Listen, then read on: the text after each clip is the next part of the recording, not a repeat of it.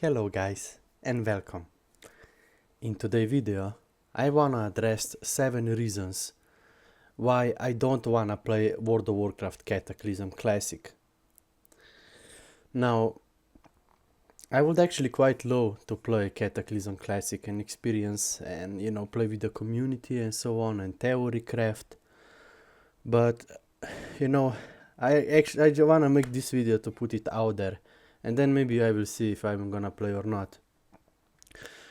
Now, the first biggest reason why it's gonna be very hard for me to play World of Warcraft Cataclysm is because of the real world things I still have to do, right?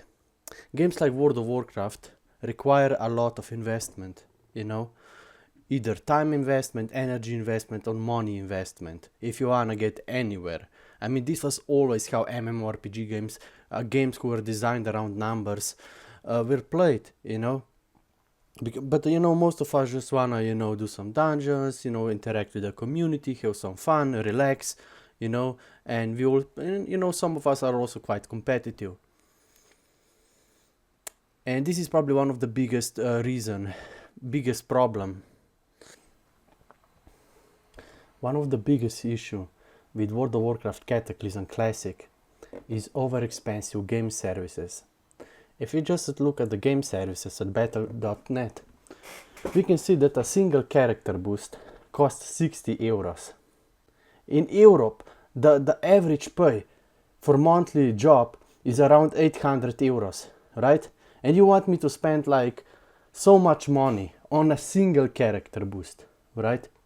The whole game was designed around theory crafting, trying out different races, different class combinations, experiencing the latest content.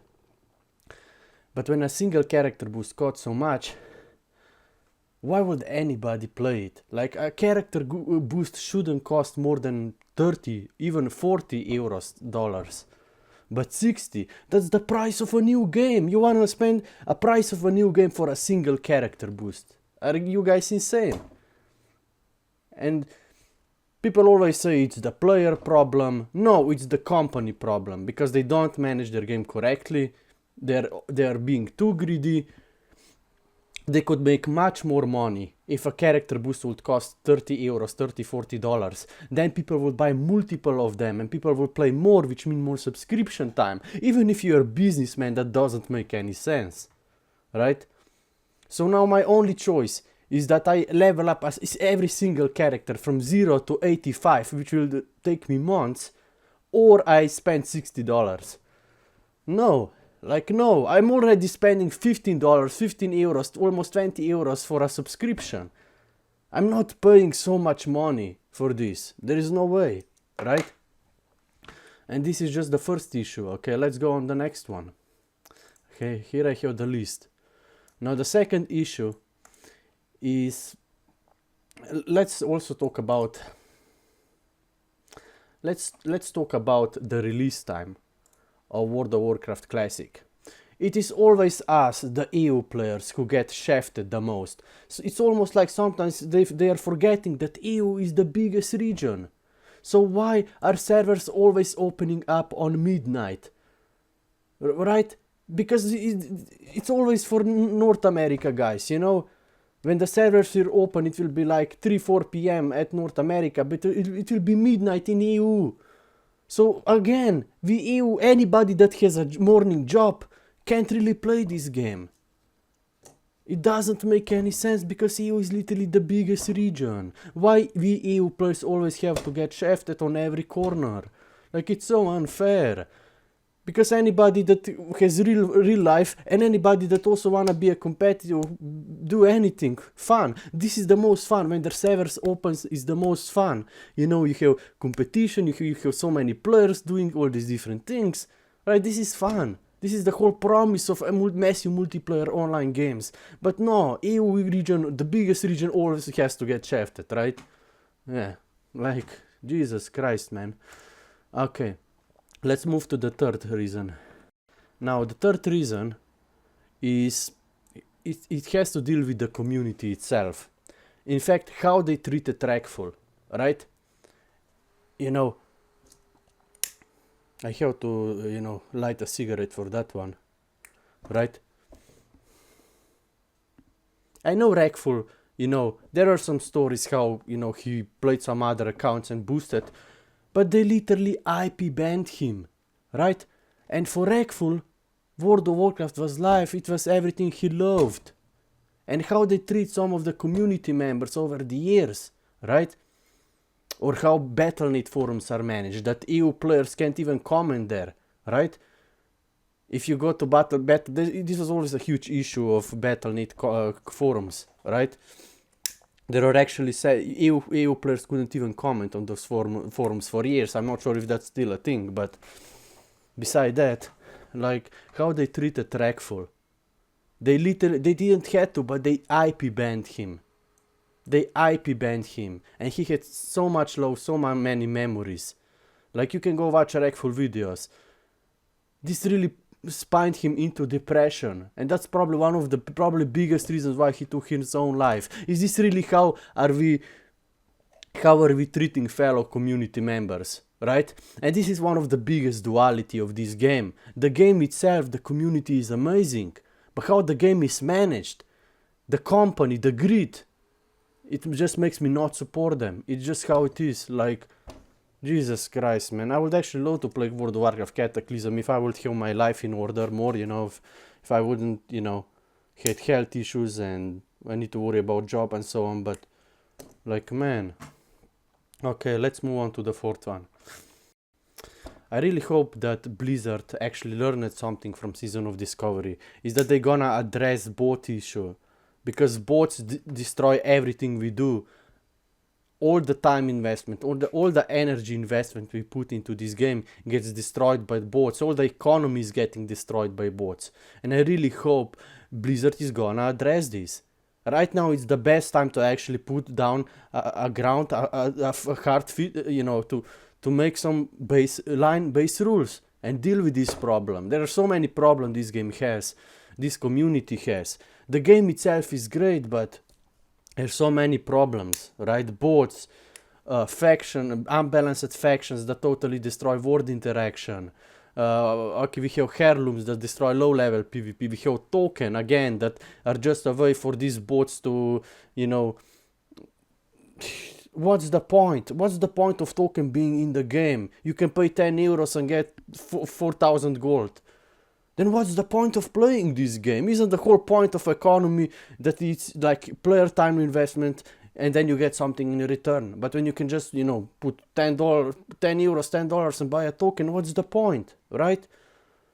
Like, Jesus Christ, man. There are so many issues this game has, and this is also one of the reasons why I didn't wanna play on Wrath of the Lich King servers.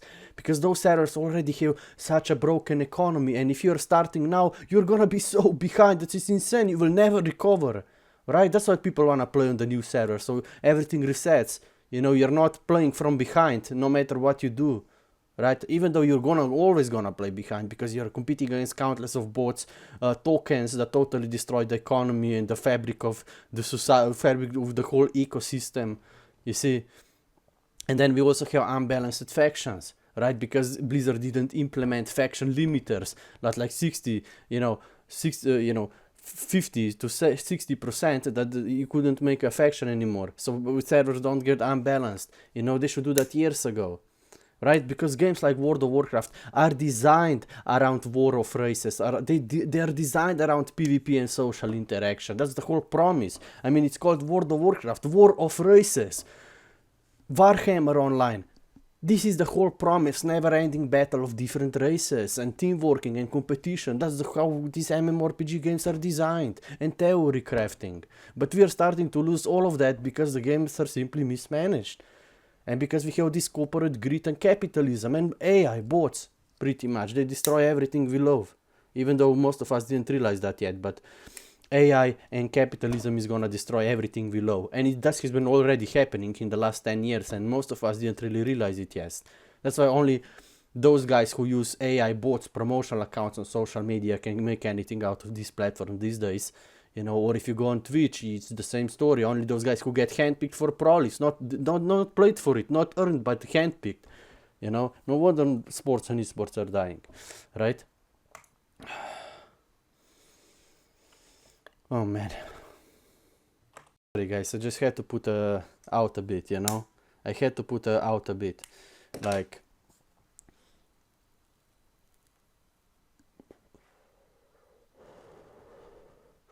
honestly, I would just like this game to be successful, that we have fun with the community, you know. Gaming was also escape and relaxation and competitive spirit. That's what gaming is all about, and esports, right? And I just feel like sometimes we just need to talk about these issues so we can actually address them, right? Because a lot of these guys who work at these big companies, they're too busy. They're not even doing, you know, they don't really realize what's actually going on, and most people don't realize what's going on, especially on social media, which is, people are always focusing on the wrong things. You have AI, you have stupid people, and you have children there, you know, so it's very hard to get critical thinking. And also social media and content creation is a big business on top of that, you know. A lot of these paid World of Warcraft YouTubers will never talk about these issues because they literally can't, you know. That's why us small YouTubers have to be a bad guy sometimes and talk about these issues, you know. So if I have to be a bad guy, I'm gonna be a bad guy, but I feel like somebody has to talk about these issues, you know.